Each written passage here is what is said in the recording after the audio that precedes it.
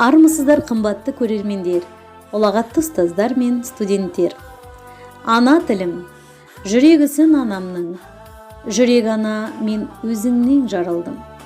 Сағат сайын саулығынды тілеймін, сенсіз мынау керегі не ғаламның. Сенің әрбір тынысыңмен күн кешем, сен арқылы тіршілікпен тілдесем. Құрметті қауым, баршаңызды Қазақстан Республикасының халықтарының тілдер күнімен құттықтаймыз. Ich bin Deutsche. Ich bin geboren und erwachsen in einem wunderschönen Land, in Kasachstan.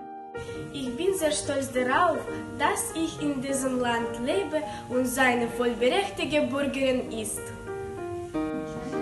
Mögen Frieden und Freundschaft unter казахстанischen Шанрак immer herrschen. Рідною мовою говорите це щастя. Нехай віянням часу він і підвладній. Я на нього розповім про любов і мріях. Він помощник у всьому, в роздумах, справах. Мій улюблений мова, ти гарний і великий. І в усі сфери життя ти міцно проник.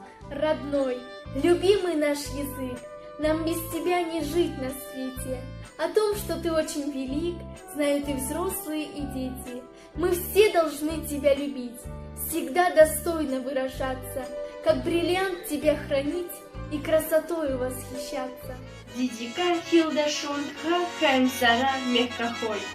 Оаха дакала дуфтшо ук дезача цайца. Жайон атындағы Ақсу жоғары көп салалы колледжінің ұстаздары және студенттері, сіздерді бүгінгі күні келіп жеткен тілдер мерекесімен шын жүректен құттықтаймыз. Тілдер мерекесімен құттықтау эстафетасын біз, яғни мәдениет бөлімі бастамақшымыз. Мемлекетімізге бейбітшілік пен ашық аспан тілей отырып, барлықтарыңызға зор денсаулық пен қажымас қайрат тілейміз. Өзге тілдің бәрін біл, өз тіліңді құрметте демекші, ана тілімізді әрқашан құрметтеп, қадір тұтайық. Ал ендеше келесі эстафетаны энерго бөліміне жолдаймыз.